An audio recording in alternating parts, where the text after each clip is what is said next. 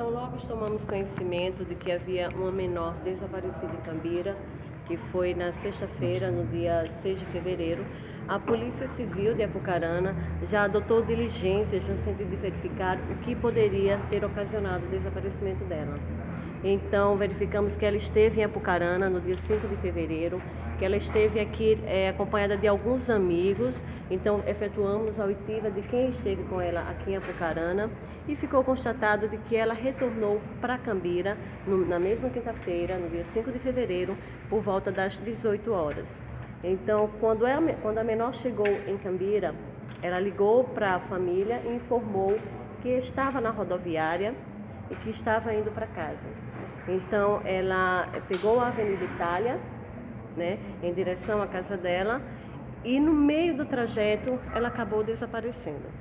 Segundo a família, houve uma ligação durante o percurso, novamente para os pais, afirmando que ela estava chegando, e pediu para que deixassem a chave da casa com uma vizinha. Então, novamente ela tornou a ligar para a família e nesse momento a mãe percebeu que ela já estava gritando e falava para que está me machucando.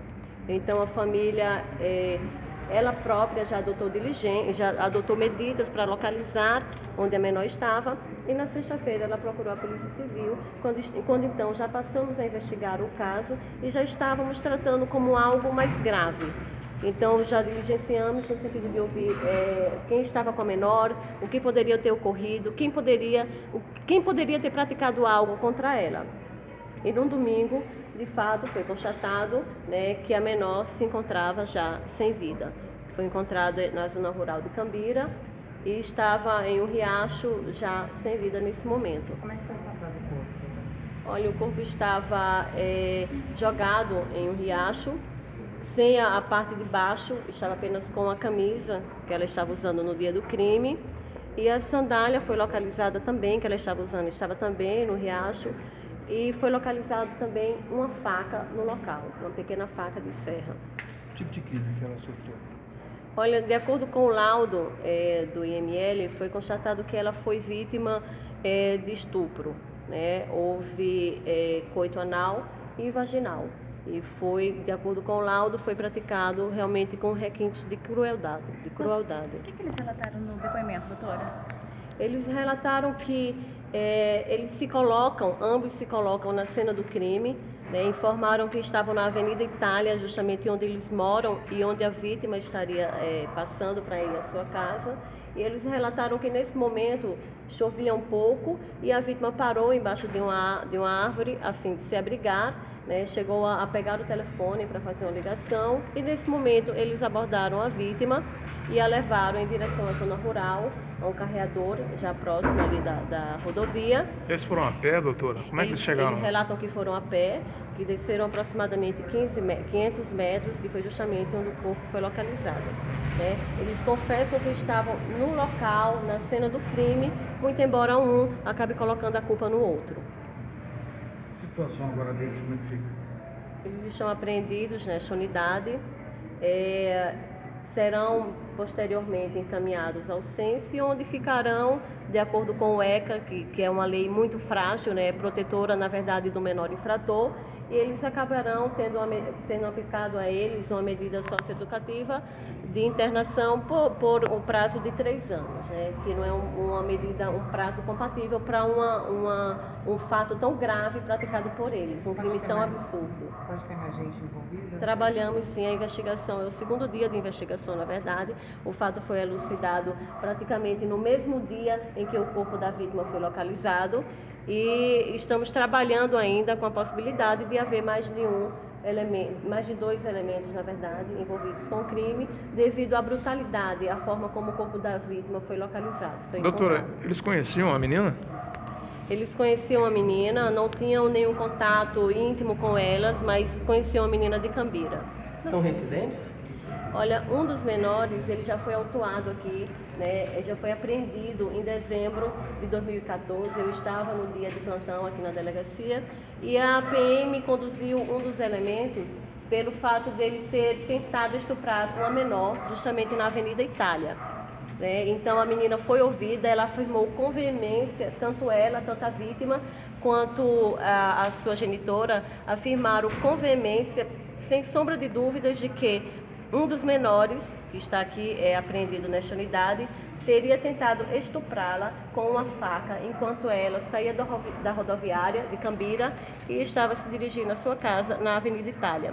Nesse momento, ele foi apreendido nesta unidade pelo ato infracional análogo ao crime de estupro de vulnerável, de tentativa de estupro de vulnerável, mas ele sequer ficou um dia apreendido aqui, né? No outro dia, praticamente, ele já tinha sido colocado em liberdade. Doutora, no depoimento, a reação deles, os motivos, o que eles alegaram? Como foi a reação deles?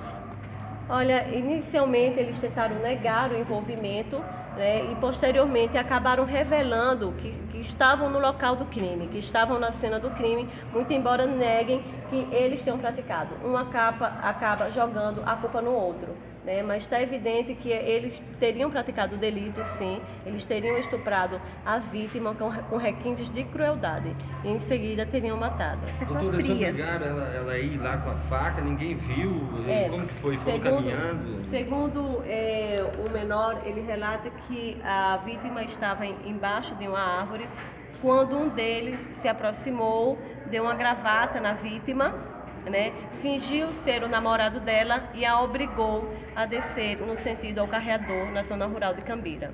Eles relataram que fizeram o trajeto a pé, né, que levaram a menor até a zona rural, a plantação de soja que tem no local. E embora eles não relatem que tenham praticado o crime contra a vítima, ficou claro que isso ocorreu.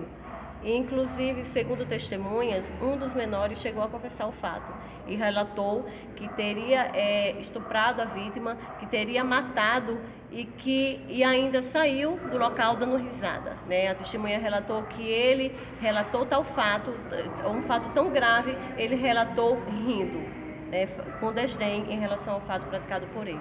A senhora atribui isso à questão da impunidade do Sem menor? dúvida alguma, eu não tenho dúvida alguma, não é a primeira vez. Em plantão meu, um dos menores já esteve aqui, conduzido pela PM, por crimes reiterados de furto. Em uma semana foram 4 atos infracionais referentes ao furto. Então, em um deles, inclusive, no mês de janeiro, eu deixei o menor aqui apreendido na unidade, justamente informando que ele era reincidente, eram práticas reiteradas de furto, e por tal razão eu estaria apreendendo ele aqui na unidade. E exatamente da mesma forma, ele não ficou um dia sequer aqui apreendido. No outro dia ele já estava em liberdade. Então foi uma tragédia, na verdade, que já estava anunciada, né? A gente sabia que ele poderia praticar algum delito, estávamos tentando de qualquer forma deixá-lo apreendido aqui nesta unidade. E, infelizmente, as nossas leis são muito falhas, são muito brandas, protegem demais o menor infrator e acabou ocorrendo uma tragédia maior. E só então, nesse momento, é que a gente está conseguindo deixá-los aqui apreendidos. Mas depois da tragédia já praticada, né, e vão ficar o quê? 3 anos em internação e depois já serão colocados em liberdade.